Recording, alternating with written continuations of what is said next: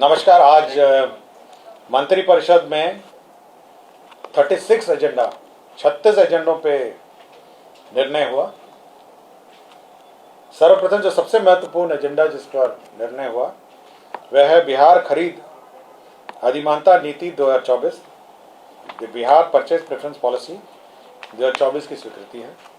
इस पॉलिसी के अंतर्गत जो बिहार में उत्पादन किए जाने वाले कंपनियां हैं, सर्विस प्रोवाइडर्स हैं, उनको प्रोक्योरमेंट और सप्लाई में अधिमानता देने का निर्णय सरकार ने लिया है। इस नीति के अंतर्गत यदि जो बिहार की कंपनियां हैं, यदि L1 जो न्यूनतम दर में से 15% के मार्जिन में अगर बिड करती हैं तो ये निर्णय हुआ है कि जो L1 रेट पे उन्हें 25% का ऑर्डर दिया जाए। इसमें लोकल कंपनी और लोकल परचेसेस भी डिफाइन किए गए हैं, विस्तृत डिफिनेशन है, जिसमें कम से कम जिस दिन टेंडर होता है उसके 1 साल पूर्व उस कंपनी की स्थापना होनी चाहिए बिहार में, GST का भुगतान होना चाहिए और 50% जो एम्प्लॉयज़ हैं, जो उसके कर्मी हैं, वह भी बिहार के होने चाहिए। इस पॉलिसी से बिहार में जो कंपनियां कार्यरत हैं उनको सरकारी परचेज में प्रेफरेंस मिलेगा और साथ ही साथ भविष्य में जो नई कंपनियां हैं जो बिहार में लगाना चाहती हैं उनको यह आश्वासन भी मिलेगा कि कम से कम 25% जो कॉन्ट्रैक्ट है, यदि वो L1 के 15% के सीमा के अंदर रहते हैं तो उनको मिलेगा। दूसरा है, यदि कोई कंस्ट्रक्शन है, कोई वर्क्स है, उसमें भी चिन्हित जो सामग्रियां हैं उसका कम से कम 20% बिहार की कंपनियों से खरीदना होगा। जैसे कोई बिल्डिंग बना रहा हो तो उसमें बल्ब है, स्विच है, वायरिंग है, अन्य जो फर्नीचर सामग्री है, यदि कंस्ट्रक्शन का भी काम होगा तो 20% जो सामग्रियां हैं वो बिहार की कंपनियों से खरीदा जाना होगा। तो यह बिहार की कंपनियों जो बिहार में मैन्युफैक्चर कर रही हैं और बिहार में जो कार्यरत कंपनियां हैं उनको प्रोत्साहन देने, उनका उद्योग बढ़ाने और साथ ही साथ नई कंपनियों को भी प्रोत्साहित करने के लिए यह नीति सरकार ने लाया है। दूसरा एक एजेंडा है, यह संजय गांधी जैविक उद्यान है, आपके पटना जू जिसका कहा जाता है। आपको जानकारी होगा वहाँ पे जो टॉय ट्रेन संचालित थी 1977 से में प्रारंभ हुई, 1977 में, और 2015 तक तो चली, आप लोगों ने देखा होगा कि चलती रही 2015 तक। अब उसको पुनर्जीवित करने का निर्णय लिया है। ये करीब 3.7 किलोमीटर का रेल की जर्नी होगी जू के अंदर और ये भारतीय रेल का दानापुर रेल मंडल जो पूर्वी मध्य रेल है वो इसका निर्माण कराएगा और इस पर खर्च होगा 9,88,00,000 रुपए। रेल मंत्रालय को जो दानापुर रेल मंडल पूर्वी मध्य रेलवे है उसके माध्यम से कराया जाएगा। तो इसके बाद पश्चात बनने के पश्चात इसमें जो टॉय ट्रेन है वो चल सकेगी। इसमें 4 कोचेज होंगे और इसका नए ट्रैक और स्लीपर बिछाए जाएंगे और बच्चों के लिए जो ट्रेन सुविधा थी जू में, पटना जू में शिशु रेल जो है वो पुनः चालू हो सकेगी। पर्यटन विभाग का एक प्रस्ताव था जिसमें बिहार राज्य अंतर्गत पर्यटकों की सुविधा हेतु मुख्यमंत्री home stay bed and breakfast प्रोत्साहन योजना 2024 की स्वीकृति दी गई। आपको जानकारी होगी जब आप अन्य राज्यों में जाते होंगे तो लोग अपने घरों में भी गेस्ट हाउस बनाए हुए हैं।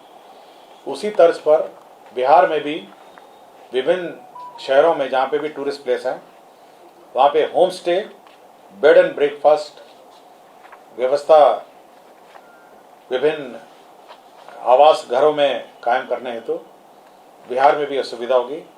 इनके एक रजिस्ट्रेशन की प्रक्रिया है कि कैसे रजिस्टर करेंगे, कैसे वेबसाइट में यह उपलब्ध होगा, क्या क्या सुविधाएं इनको देनी पड़ेंगी। कम से कम इनके पास प्रोमोटर के पास बेड्स होंगे और साथ ही साथ सरकार जो मापदंड है जो निर्धारित की है उसको पूर्ण करने पर जो ऋण लेंगे उसका 2.5 लाख रुपए जो ऋण का इंटरेस्ट है वो सरकार रिम्बर्स करेगी। तो ये एक महत्वपूर्ण योजना है जिसमें आप जो भी हमारे घर हैं, जो आवासीय घर हैं टूरिस्ट प्लेसेस के पास, जिसमें जिनका 1 कमरे से या अधिकतम 6 कमरे होगा, जिसमें 2 बेड से लेके 12 बेड होंगे, मतलब कम से कम आपसे एक कमरे से 6 कमरे होने चाहिए, और 2 बेड से लेके 12 बेड होना चाहिए। आपको ब्रेकफास्ट की सुविधा होगी, बेड की सुविधा देनी होगी, और इसका निबंधन होगा ताकि टूरिस्ट को ये पता चले कि कहाँ बेड एंड ब्रेकफास्ट व्यवस्था संचालित है। और सरकार से यदि मान्यता प्राप्त होगी तो उसका महत्वपूर्ण और उसका जो कॉन्फिडेंस है टूरिस्ट का वो बढ़ जाएगा, और वो बेड एंड ब्रेकफास्ट स्कीम में आप भाग लेंगे तो वो अप्लाई करेगा, टूरिस्ट कोई भी आएगा वेबसाइट से अपना बुक करेगा और आ जाएगा। इसका टैरिफ कैसे कौन डिसाइड करेगा? टैरिफ अपना जो लोग हैं अपने ही टैरिफ डिसाइड करेंगे। वो जिस स्तर का कमरा होगा, कुछ नॉन एसी होंगे, कुछ एयर कंडीशन होंगे, कुछ भी, मतलब जो जैसी सुविधा हो। तीसरा ये है कि विभिन्न जो राज्य पथ हैं, राष्ट्रीय राजमार्ग हैं, राजकीय उच्च मार्ग हैं, पथ निर्माण विभाग, ग्रामीण कार्य विभाग है, और विभिन्न सड़क जो है उस पर स्पीड लिमिट निर्धारण करने के लिए राज्य सरकार ने परिवहन विभाग को प्राधिकृत कर दिया। इसमें जो मोटर व्हीकल एक्ट में उसमें प्रावधान है कि राज्य सरकार उसका जो स्पीड लिमिट है निर्धारित करेगी। राष्ट्रीय राजमार्ग, राष्ट्रीय उच्च मार्ग, पथ निर्माण विभाग, ग्रामीण कार्य विभाग, तो राज्य सरकार ने स्पीड लिमिट निर्धारण के लिए एक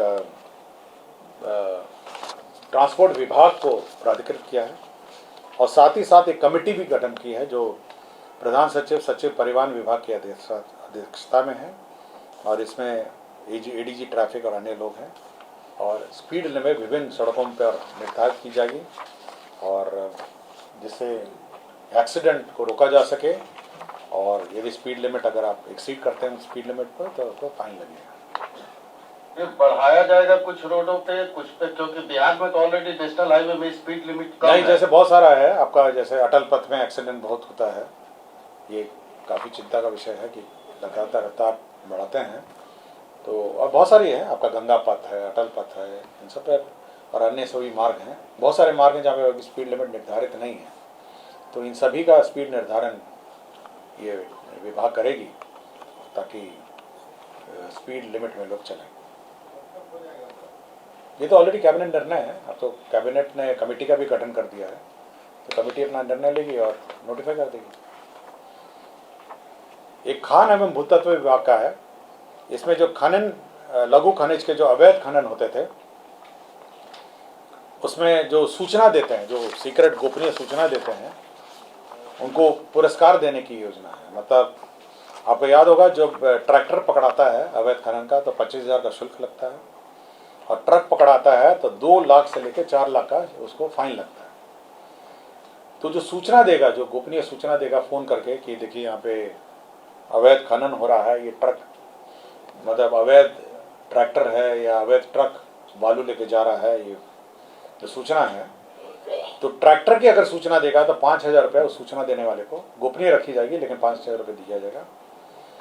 और जो बड़े वाहन है, जो ट्रक है, उसमें 10,000 रुपये उसको सूचना के लिए दी जाएगी। तो ये गोपनीय सूचना देने के लिए जो भी गोपनीय सूचना देगा उसको ये राशि दी जाएगी। हाँ, इसमें बड़े वाहन लिखा है ना, आपका ट्रैक्टर है 5,000, और ट्रक एवं अन्य बड़े वाहन, तो हाईवा का बड़े वाहन हो जाएगा तो 10,000 रुपये हो गया।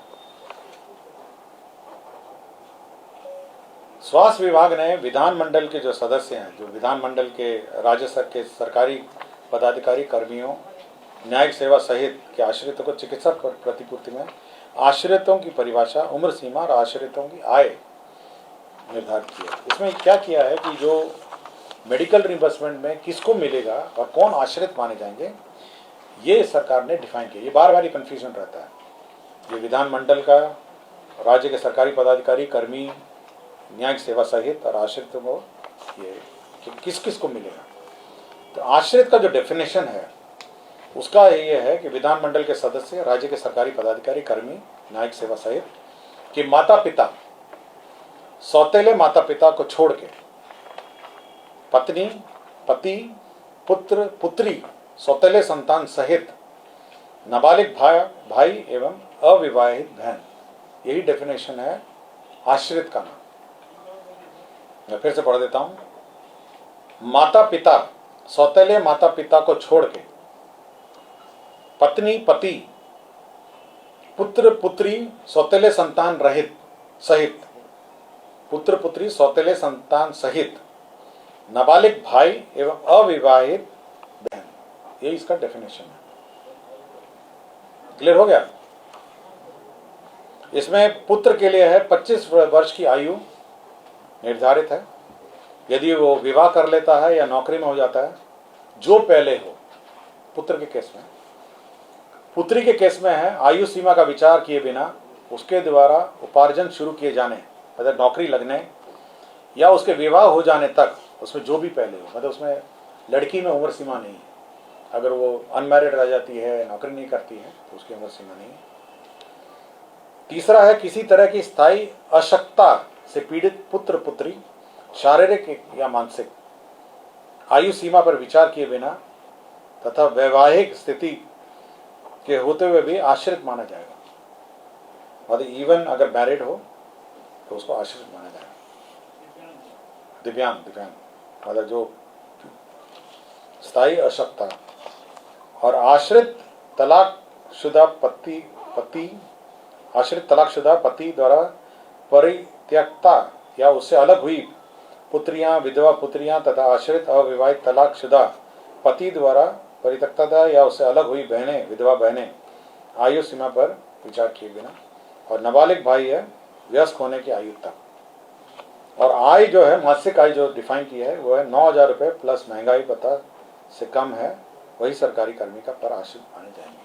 तो इनकम भी है, कौन आश्रित है, ये डिफाइन है।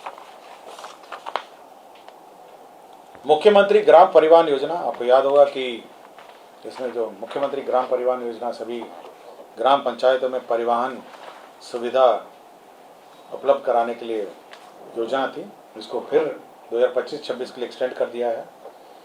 इसका लक्ष्य जो है, शेष लक्ष्य 12,500 और जो बची हुई राशि है उसका व्यय करने के लिए भी स्वीकृति दी है। तो ये मुख्यमंत्री परिवहन योजना जो है ये इस साल भी एक्सटेंडेड है। ग्रामीण क्षेत्र में पंचायती राज विभाग के नियंत्रणाधीन जो 58,003 ग्रामीण वार्डों में निर्मित 70,157 जलापूर्ति योजना है। आपको याद होगा कि राज्य सरकार ने जो पंचायत द्वारा निर्मित जलापूर्ति योजनाएं थी उसको पीएचईडी को ट्रांसफर कर दिया था। आपको याद होगा ये जितने पहले 2 भाग में बने थे जलापूर्ति योजना, एक पीएचईडी बनाया था और एक ग्रामीण जो पंचायती राज विभाग और पंचायती राज संस्थाओं के माध्यम से बना था। तो अब सारे जितने भी ये पेयजल योजनाएं हैं ग्रामीण, अब उसका संचालन जो है लोक स्वास्थ्य अभियंत्रण विभाग के अधीन आ गया। तो जो पंचायती राज से जो गए थे, पीएचईडी का तो अपना मेंटेनेंस और रिपेयर की व्यवस्था थी, लेकिन जो पंचायत की जो योजनाएं हैं उसका मरम्मती और उसका मेंटेनेंस अब पीएचईडी करेगी। और इसी के लिए 1,08,372 रुपये प्रति यूनिट होगा जो रिपेयर का कॉस्ट है, और 3,611 करोड़ 45,33,000 रुपये इस पर व्यय होगा, मतलब वार्षिक व्यय है। और ये कुल 70,157 योजनाएं हैं। तो ये इसमें जो स्टेट फाइनेंस की राशि भी है, इसमें सेंट्रल जो भारत सरकार जो पंचायती राज संस्थाओं को जो फाइनेंस कमीशन में राशि है वो भी है, और इसके अतिरिक्त जो राशि बच जाएगी वो राज्य सरकार देगी। तो प्रत्येक यूनिट में 1,08,372 रुपये, हाँ, प्रति वर्ष, एवरी ईयर 1,08,372 रुपीज़ का व्यय होगा। और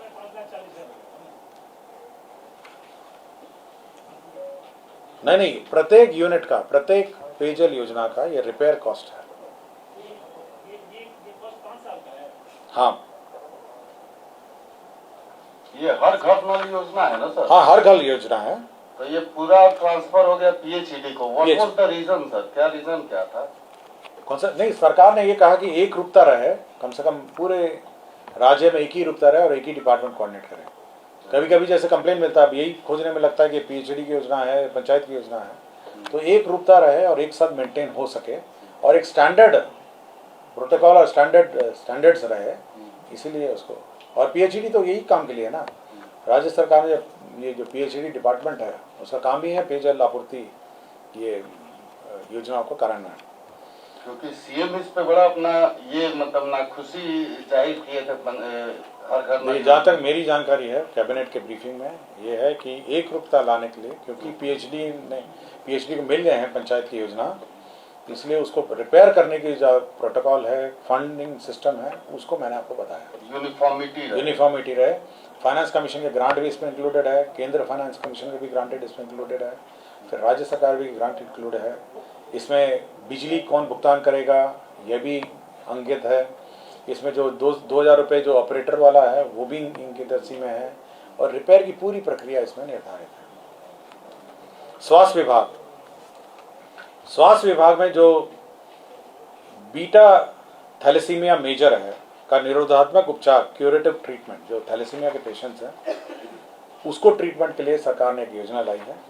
इसमें सीएमसी वेल्लोर तमिलनाडु द्वारा संयुक्त रूप से बिहार के बच्चे 12 वर्ष तथा उससे कम उम्र की आयु में पाई जाने वाली बीटा थैलेसीमिया मेजर का निरोधात्मक उपचार बोन मैरो ट्रांसप्लांटेशन द्वारा किए जाने के लिए मुख्यमंत्री चिकित्सा सहायता योजना स्वीकृत की है। तो आपको भी याद होगा, थैलेसीमिया में जो बोन मैरो ट्रांसप्लांट होता है, यह किया जाने का जो योजना है, ये मुख्यमंत्री बाल थैलेसीमिया योजना के नाम से ये कार्यान्वित होगा। और ये पूरे देश में ये पहली सरकार, बिहार सरकार, राज्य सरकार की योजना है जहाँ थैलेसीमिया पेशेंट्स को भी फाइनेंशियल असिस्टेंस के माध्यम से इनका ट्रीटमेंट होगा। इसमें जो टोटल व्यय है, इसमें आपका एयरक्राफ्ट से व्यय जो है, ट्रांसपोर्टेशन व्यय है, एयरक्राफ्ट से जा सकेंगे, उनके पेरेंट्स भी जा सकेंगे, उनका वहाँ पे क्रिश्चियन मेडिकल कॉलेज वेल्लोर में उनका ठहरने का भी है, और कुल एक बच्चे पे 15 लाख रुपए का व्यय होगा, 15 लाख रुपीस का व्यय होगा इस थैलेसीमिया, बीटा थैलेसीमिया मेजर में जो इलाज होगा। तो 15 लाख रुपीस व्यय होगा, और ये बहुत महत्वपूर्ण योजना है, और यह पूरे देश में ये अकेला राज्य होगा जो एक अलग से योजना लाया है। 15 लाख, हाँ पूरा 15 लाख, 15 लाख रुपीस के आसपास का ट्रीटमेंट है, जाने का, रहने का। वैसे सीएमसी वेल्लोर ने अपने एस्टीमेट में 15 लाख रुपए लिखा है, और इसमें आने जाने का खर्चा मेरे की जानकारी में नहीं लिखा है। इसमें उसमें ट्रांसप्लांटेशन का है, पेरेंटल न्यूट्रिशन का है, ट्रांसप्लांटेशन फीस का है, और अदर हॉस्पिटल कॉस्ट है, उसका ठहरने रहने का है 15 लाख रुपए। तो संभवतः जो कॉस्ट ऑफ ट्रांसपोर्टेशन है वो अलग से पेमेंट होगा, आने जाने का और आने जाने का। ऊर्जा विभाग ने 3 मेजर स्कीम्स सैंक्शन करवाए हैं। एक तो Bihar state power transmission company limited के क्षेत्राधीन कार्यरत ग्रिड सबस्टेशन है, 132/33 ग्रिड सबस्टेशन है, ये कुल 10 हैं, और 50 MVA के और 5 अदद 80 MVA के। तो 10 ग्रिड सबस्टेशन है 50 MVA के, और 5 हैं 80 MVA के। जगह अगर मैं पढ़ देता हूँ तो जो 50 मेगावाट एम्पेयर है वो है बोध गया, गो, सिमरी बख्तियारपुर,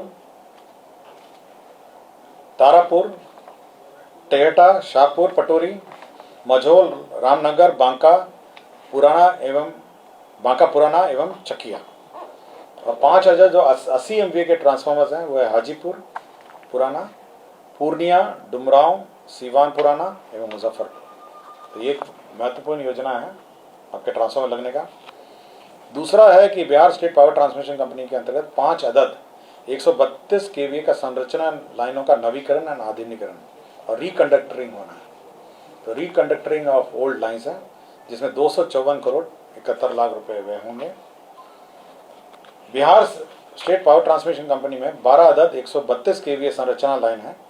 तो डबल सर्किट जो होता है, 2 तरह से बिजली आती है, उसका रिकंडक्टरिंग है 12 संख्या में 147.73 करोड़ का है। विज्ञान एवं प्रौद्योगिकी विभाग का प्रस्ताव था, जमुई जिला में 300 बेड का बालक छात्रावास, एक बालिका छात्रावास भी है 250 बेड का, प्राध्यापक गेस्ट हाउस, प्राध्यापक, सह प्राध्यापक और 500 क्षमता का ऑडिटोरियम है। कुल 72 करोड़ 61 लाख रुपए, 14,000 रुपये। इंजीनियरिंग कॉलेज का है। इंजीनियरिंग कॉलेज में आपके हॉस्टल्स, गर्ल्स हॉस्टल्स, आपके स्टाफ के फ्लैट और ऑडिटोरियम का निर्माण है। बिहार राज्य फिल्म विकास निगम है, फिल्म डेवलपमेंट कॉरपोरेशन है। आपको याद होगा कि film development policy last cabinet में हुई थी और उसी के मद्देनज़र इसको जो कॉरपोरेशन है उसका जो पेड अप कैपिटल है उसको 1 करोड़ से बढ़ा के 5 करोड़ किया गया। सुपौल जिला अंतर्गत निर्मली प्रखंड में उपकारा का निर्माण है। 39 करोड़ 43 लाख 35 हजार रुपये मात्र स्वीकृत है। इसमें सुपौल जिला अंतर्गत निर्मली अनुमंडल में उपकारा का निर्माण होगा। पाटलिपुत्रा स्टेडियम के बगल में आपने जमीन देखी होगी, आपके स्टेडियम के बगल में जब जाते होंगे तो जमीन देखी होगी, तो 1.6 एकड़ है। तो ये जो अनयूटिलाइज्ड है जो जमीन है 48 करोड़ की राशि हाउसिंग बोर्ड को देके अब ये खेल विभाग ने इसको टेक ओवर कर लिया है। तो देखा होगा आपने पाटलिपुत्रा के बगल में बड़ी सी प्लॉट है स्टेडियम के बगल में, तो जमीन को हाउसिंग बोर्ड के जमीन को खेल विभाग ने अपने अंडर ले लिया। पंचायती राज विभाग में जो प्रखंड विकास पदाधिकारी को प्रखंड पंचायत राज पदाधिकारी के स्थान पर पंचायत समिति का कार्यपालक पदाधिकारी बनाया है और प्रखंड पंचायत राज पदाधिकारी को अतिरिक्त कार्यपालक पदाधिकारी पंचायत समिति का नियुक्त किया है और अतिरिक्त कार्यपालक पदाधिकारी को प्रशासनिक स्वीकृति देने की शक्तियां दी गई हैं। तो एडमिनिस्ट्रेटिव सैंक्शन के लिमिट्स निर्धारित किए गए हैं। ये ऑल इंडिया जजेस association versus union of India, ये स्वास्थ्य विभाग का है। इसमें यह ऑर्डर हुआ था कि जो हमारे रिटायर्ड जजेस हैं, सेवारत और सेवा रिटायर्ड हैं, उनको मेडिकल सुविधा के संबंध में ऑर्डर पास किया था माननीय सर्वोच्च न्यायालय ने। उसी के आलोक में कैबिनेट ने उसकी स्वीकृति दी है। बिहार मोटर वाहन दावा दुर्घटना न्यायाधिकरण है। इसमें सेवा शर्त चेंज हुए हैं। केवल जो अध्यक्ष का जो चयन है पहले सचिव के स्तर पर होता था, माननीय उच्च न्यायालय ने कहा है कि नहीं, सचिव के स्तर पर नहीं होगा। इसे मुख्य न्यायाधीश उच्च न्यायालय पटना अथवा उनके द्वारा नामित वर्तमान एवं सेवानिवृत्त न्यायाधीश की अध्यक्षता में इसका चयन होगा। तो बस एक ही संशोधन है इसमें। श्रम संसाधन विभाग में बिहार कर्मचारी राज्य बीमा योजना महिला स्वास्थ्य कार्यकर्ता ऑक्सिलरी नर्स मिडवाइफ भर्ती प्रोन्नति एवं सेवा शर्त नियमावली है। आपको यह याद होगा जो लेबर डिपार्टमेंट में जो ESI हॉस्पिटल है, लेबर डिपार्टमेंट कार्य करता है, उसमें जो स्वास्थ्य कार्यकर्ता हैं ऑक्सिलरी नर्स और मिडवाइफ है, उनकी सेवा शर्त जो मेडिकल डिपार्टमेंट में सेवा शर्त है उसी के अनुरूप कर दी गई है।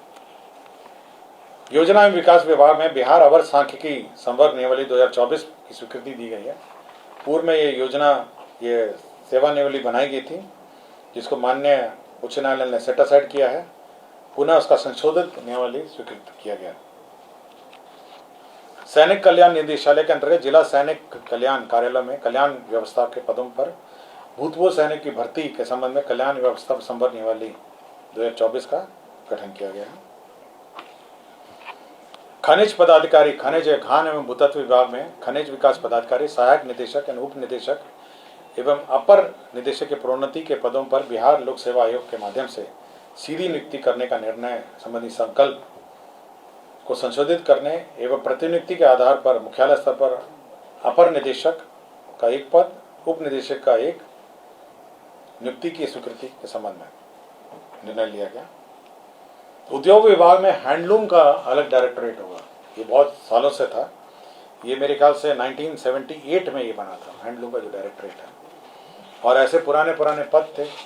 तो अब उसको मॉडर्नाइज, जो हैंडलूम की जो मॉडर्न व्यवस्था है जिसमें मार्केटिंग है, स्टोरेज है, इन्वेंट्री है, ये सब को मैनेजमेंट के लिए वो पूरे निदेशालय के जितने भी पद हैं सरेंडर करके नए पद सृजित किए गए।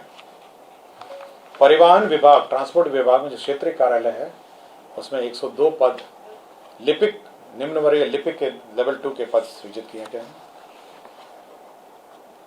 परिवहन विभाग में बिहार मोटर वाहन दुर्घटना दावा न्यायाधिकरण नियमावली में पद क्रिएट किए गए हैं, जिसमें मोटर वाहन दुर्घटना दावा न्यायाधिकरण में अध्यक्ष के 3 पद, अपर जिला परिवहन पदाधिकारी के 3 पद, उच्च वर्गीय लिपिक के 3 पद, निम्न वर्गीय लिपिक के 3 पद और नाशी लिपिक के 3 पद ये क्रिएट किए गए। गृह विभाग में टंकक सहायक अवर निरीक्षक के सृजित 78 पदों को सम परिवर्तित करते हुए उतने ही आशु सहायक अवर निरीक्षक के पद क्रिएट किए गए, न्यू पद क्रिएट किए गए हैं। पीएमसीएच में आपको जानकारी होगा, जो नया पीएमसीएच बन रहा है उसमें 5462 बेड का हॉस्पिटल बन रहा है। ये जो पुराना पीएमसीएच को तोड़ के नया बन रहा है 5462 बेड का बन रहा है। इसमें पद नए सृजन किए गए हैं। इसमें 4315 नए पद सृजित किए गए हैं। तो 5462 बेड का ये हॉस्पिटल होगा, जिसमें 4315 बेड होंगे। अब ये डिसमिस्ड डॉक्टर की सूची है। डॉक्टर संजय कुमार है, चिकित्सा पदाधिकारी, सदर अस्पताल औरंगाबाद। ये 1/7/2016 से लापता थे। डॉक्टर संतोष कुमार, चिकित्सा पदाधिकारी, अतिरिक्त प्राथमिक स्वास्थ्य केंद्र ताराबड़ी अररिया, ये 14/9/2020 से लापता थे। डॉक्टर अकबर मसाहिदी, सामान्य चिकित्सा पदाधिकारी, ये चिरैया बरियारपुर बेगूसराय, 2/11/2017 से लापता थे। डॉक्टर गुप्ता सुषमा संजय, चिकित्सा पदाधिकारी, प्राथमिक स्वास्थ्य केंद्र अहमदाबाद कटिहार, 18/10/2019 से लापता थे। तो इन सबको डिसमिस कर दिया गया है। और डॉक्टर नौशाद अली हैं, तत्कालीन प्रभारी चिकित्सा पदाधिकारी, प्राथमिक स्वास्थ्य केंद्र धनियामा पटना। इन्होंने कार्यालय में जो चिकित्सा पदाधिकारी कर्मियों के भविष्य निधि एवं अन्य मदों से राशि की निकासी कर भुगतान नहीं करने, वित्तीय कार्य में शिथिलता बरते हैं, इनको भी बर्खास्त कर दिया गया है। और राज्य में जो वैट में जो डीजल और पेट्रोल के जो रिटर्न्स फाइल करने हैं उसको सरल कर दिया गया है। और अब डीजल और पेट्रोल के जो रिटर्न्स हैं वो सरल रूप से फाइल किए जा सकेंगे। मैं डिटेल्स आपको उपलब्ध करा दूंगा। और पटना में पाटलिपुत्रा विश्वविद्यालय, college of commerce Rajendra Nagar में मेट्रो के लिए ज़मीन, शिक्षा विभाग की ज़मीन थी, उसको मेट्रो के लिए स्थानांतरित किया गया है। धन्यवाद। 36 एजेंडा थे। धन्यवाद।